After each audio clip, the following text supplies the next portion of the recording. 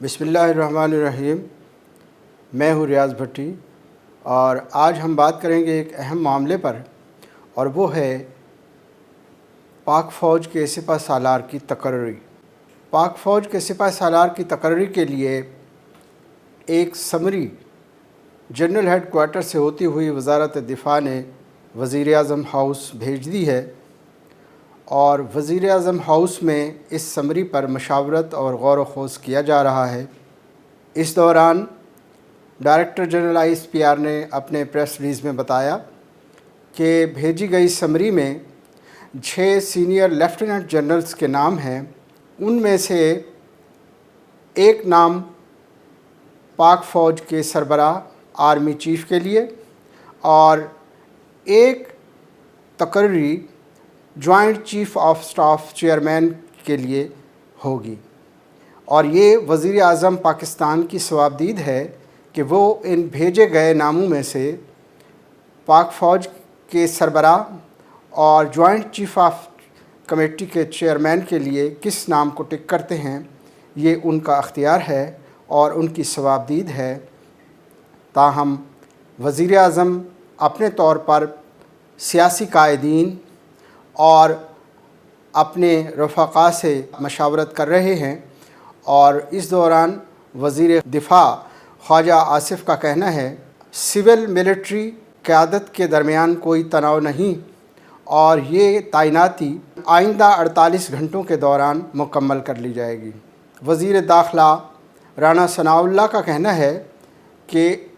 پاک فوج کے سربراہ کی تقرری خالصتاً میرٹ کی بنیاد پر ہوگی اور سینئر موسٹ جنرل کو آرمی چیف تعینات کیا جائے گا۔ ابھی یہ بھی اطلاعات ملی ہیں کہ وزیر دفاع خواجہ محمد آصف نے وزیر اعظم ہاؤس میں جا کر وزیر اعظم شہباز شریف سے ملاقات کی ہے، اور ان کی وزارت کی جانب سے بھیجی گئی سمری پر بریفنگ دی ہے، اور بھیجے گئے ناموں کی پروفائل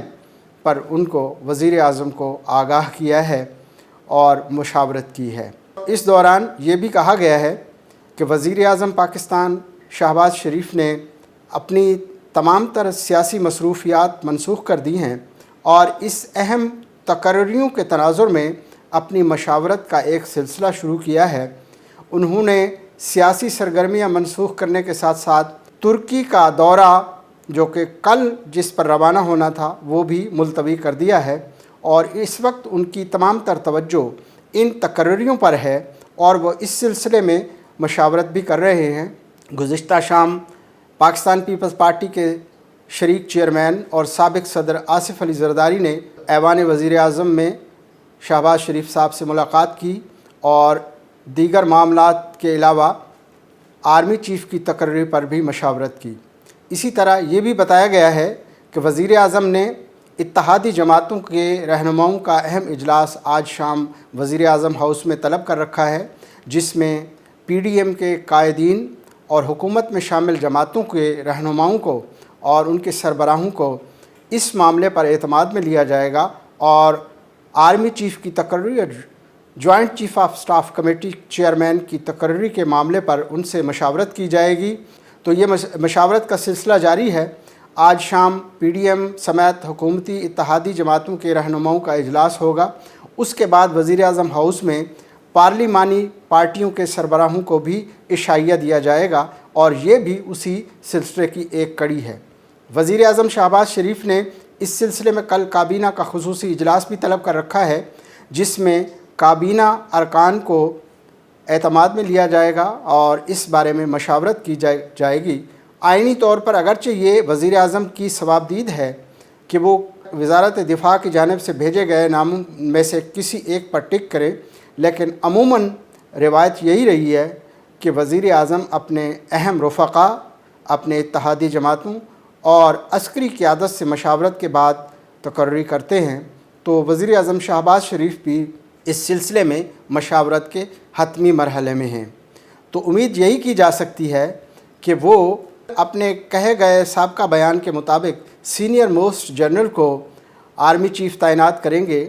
اور اسی طرح بعض رہنماؤں کا یہ خیال ہے کہ بھیجی گئی لسٹ میں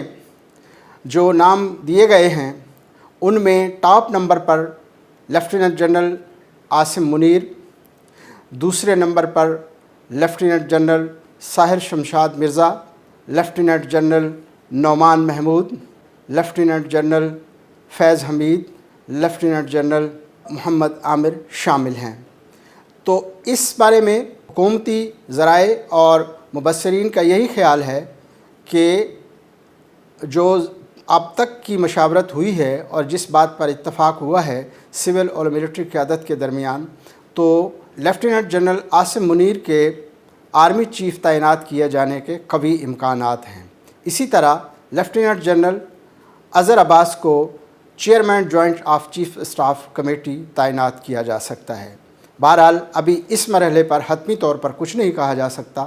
یہ وزیر اعظم کی صوابدید ہے کہ وہ کس نام پر ٹک کرتے ہیں، لیکن اب یہ بات مہینوں، دنوں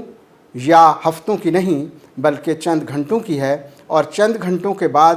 یہ نام منظر عام پر آ جائیں گے، اور یہ پاکستان میں اس تقرری کے تناظر میں جو ایک ہیجانی کیفیت تھی، جو ایک بحرانی کیفیت تھی، اور جو عدم استحکام کا مظاہرہ کیا جا رہا تھا سیاسی قائدین کی طرف سے، تو وہ تھم جائے گا اور اس معاملے پر کلیئر ہو جائے گا،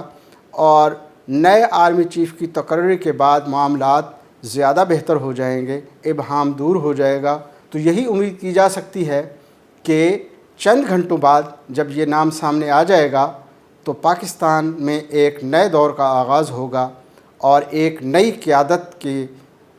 تحت پاکستان ترقی کی منازل طے کرے گا، اور نئی عسکری قیادت ہماری جغرافیائی اور نظریاتی سرحدوں کا تحفظ کرتے ہوئے ملک کا دفاع مزید ناقابل تسخیر بنائے گی، اور پاکستانی امن اور سکون اور خوشحالی کی زندگی گزاریں گے۔ تو امید یہی کی جا سکتی ہے کہ یہ تقرری پاکستان میں استحکام کا باعث بنے گی، سیاسی استحکام کا باعث بنے گی، معاشی استحکام کا باعث بنے گی۔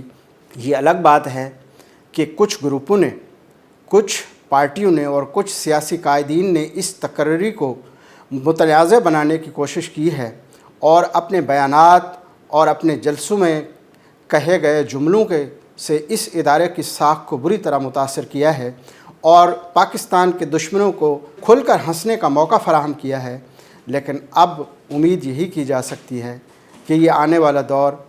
پاکستان کے دشمنوں کے لیے ایک واضح، کھلا اور واضح پیغام ہوگا کہ پاکستان کوئی ایسا ملک نہیں ہے، کوئی ایسی ریاست نہیں ہے جسے مذاق بنایا جا سکے۔ پاکستان تحریک انصاف کی چیئرمین عمران خان نے اس عرصے کے دوران آرمی چیف کی تعیناتی کو جس طرح متنازع بنایا ہے وہ لمحہ فکریہ ہے۔ اب اس مرحلے پر سابق وزیر اعظم عمران خان اس تعیناتی کے تناظر میں اپنا کیس ہار چکے ہیں، اور وہ واضح طور پر کہہ چکے ہیں آرمی چیف کی تعیناتی میرا مسئلہ نہیں ہے۔ اسی طرح پاکستان تحریک انصاف کی قیادت کی جانب سے یہ بھی کہا گیا ہے کہ وزیر اعظم کی طرف سے بھیجی گئی سمری صدر مملکت عارف الوی فوری طور پر دستخط کر کے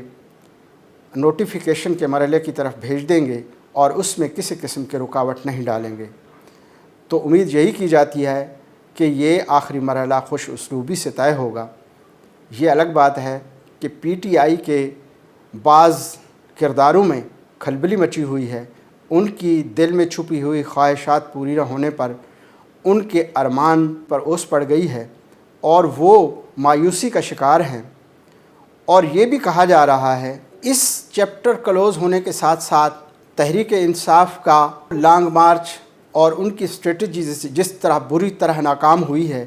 اور ان کے جھوٹ کے دعوے جس طرح بے نقاب ہوئے ہیں، ان کے جھوٹے نعرے اپنے انجام کی طرف جا رہے ہیں،